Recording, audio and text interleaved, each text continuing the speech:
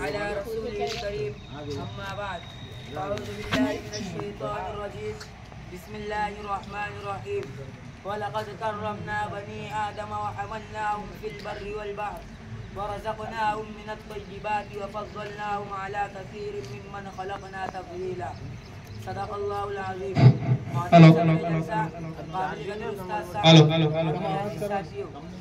آج میں آپ حضرات کے سامنے ایک تقریر پیش کرنا چاہتا ہوں. میری تقریر کا عنوان ہے جنگ آزادی میں مسلمانوں کا کردار. محترم حضرات، اللہ رب العزت نے انسان کو اپنی ماؤں کے وطن سے آزاد پیدا فرمایا اور دنیا کی تمام اشیاء کو اس کے تابع بنا کر اس میں اس کو حق تصرف عطا فرمایا اور حضرت انسان کو اپنی عبادت کے لیے پیدا فرمایا.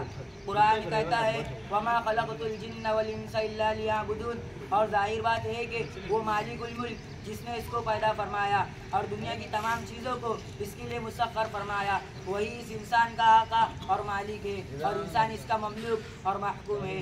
تو پھر وہ کیسے اللہ کی غلامی کے علاوہ کسی دوسرے کی غلامی کو قبول کرے گا؟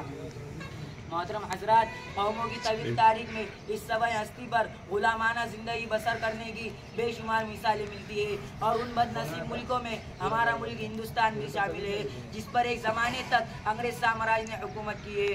کیونکہ اس ملکی کی تاریخ سازی میں مسلم بادشاہوں، مسلم علماء، مسلم عوام نے بھی ایک عہد ساز کردار انجام دیا ہے.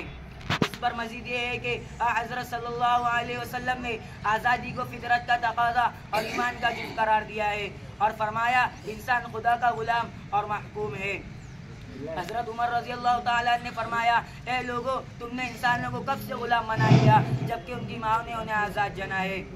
محترم حضرات، انگریز سامراج نے ہندوستان کو لقمہ سمجھا اور گیدڑ سی چالوں اور لومڑیوں سی مکاریوں میں ہندوستان میں داخل ہو کر ایک ایک ریاست کو اپنے پنجے استبداد میں سمیٹنا شروع کر دیا، یہاں تک کہ باشندگان ہند کی غفلت سے پورا وسیع تر ملک ان کے زیر اختیار آ گیا. یہاں تک کہ انہوں نے اپنے تدبیروں اور طرز عمل سے سرزمین ہندوستان میں فتنہ و فساد برپا کیا. مغربی تہذیب کو ہوا دی گئی، یہاں کے باعزت لوگوں کے ساتھ ذلت و خواری کا برتاؤ کیا گیا. ان الملوک اذا دخلوا قریۃ افسدوها وجعلوا عزت اہلها اذلہ. جب بادشاہ کسی بستی میں داخل ہوتے ہیں تو فساد برپا کرتے ہیں اور باعزت لوگوں کو ذلیل کرتے ہیں. سامعین اکرام، ہندوستان کے عوام خصوصا مسلمانوں نے توقع غلامی سے آزادی کے لیے عظیم ترین قربانیاں پیش کی. جلا وطن کیے گئے، قتل کیے گئے، سخت و ایزا تکلیفیں دی گئی، حتیٰ کہ تختہ دار پر بھی مسکراتے رہے. سن 1833 میں سید احمد شہید رحمت اللہ علیہ اور سید اسماعیل شہید رحمت اللہ علیہ بالا کوٹ کے علاقے میں شہید کر دیے گئے. سن 1828 سے لے کے سن 1857 تک انگریزوں نے خوب ستم مچایا، علماء کا قتل عام شروع کیا گیا. اس دوران جن 500 علماء نے جہاد آزادی کے فتوے پر دستخط کیے تھے، بالآخر وہ بھی زندگی کے قید سے آزاد کر دیے گئے. بہادر شاہ ظفر کو جلا وطن کیا گیا، دلی اجڑ گئی، اس کا سہاگ خاک میں مل گیا. آزادی کے لیے علی برادران کی والدہ نے اپنے لاڑلوں کو وقف کر دیا. 19 دسمبر 1927 کو شہید وطن اشفاق اللہ خان نے اپنے ہاتھوں سے پھانسی کے پندے کو اپنے گلے میں ہار کی طرح پہن لیا.